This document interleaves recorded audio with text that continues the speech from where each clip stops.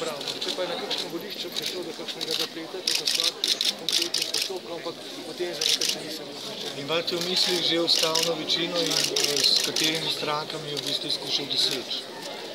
Torej nimam v mislih ustavne večine, venomer sem imel v mislih to, da je treba našo ustavo spoštovati in tudi če bi kdaj v prihodnje se oblikovala kakršnakoli ustavna večina, bi morala ta doseči takšne spremembe, ki bi bile za Slovenijo koristne in nujne in ne takšne, s katero bi recimo ena stranka glasovala drugo, kajti to bi bilo za Slovenijo nesprejemljivo.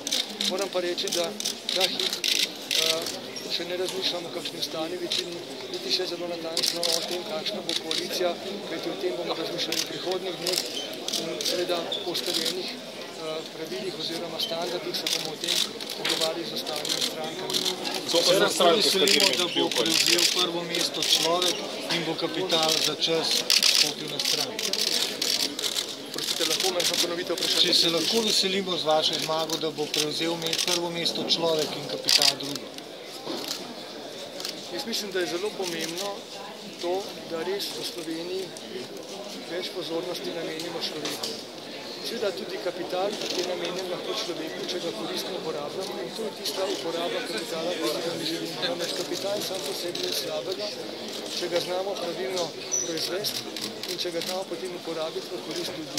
In to je nekaj, za kar si bo naša stranka in tudi vlada prizadela. Gospod Cerar, kdaj pričakujete, da koalicije se boste pogovarjali, ampak to so tiste stranke, s katerimi ste programsko sorodni in s katerimi bi lahko se boste vse pogovarjali?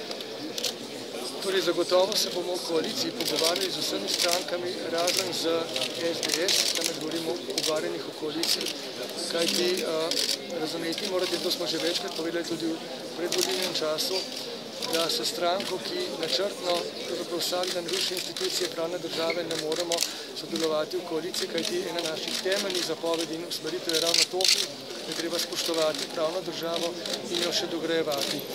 Z vsemi ostalimi strankami se bomo verjetno v koaliciji pogovarjali, kakšni bodo rezultati teh pogovorov, ta hip ne moremo vedeti. Dejstvo pa je, da seveda so tu razlike in sorodnosti v programih.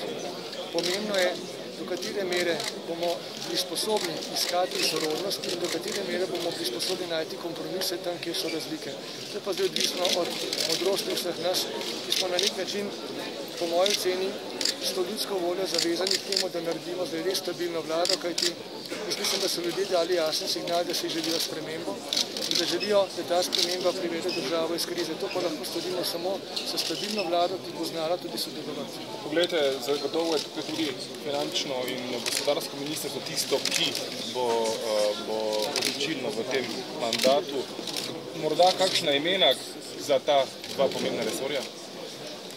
V imenih se da ta hip še ne morem govoriti, da bi bilo preuranjeno.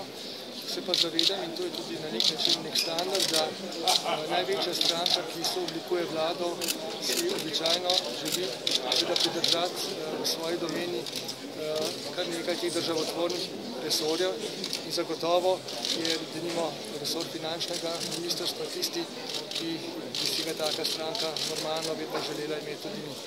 Bi bila gospa Kolarjeva recimo dobra finančna ministrica?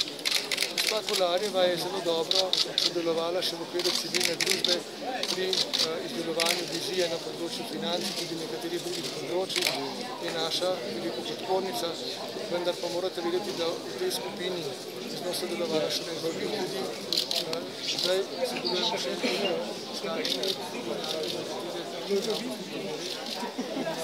To je bila izjava po izjavi razredu vsakega doma.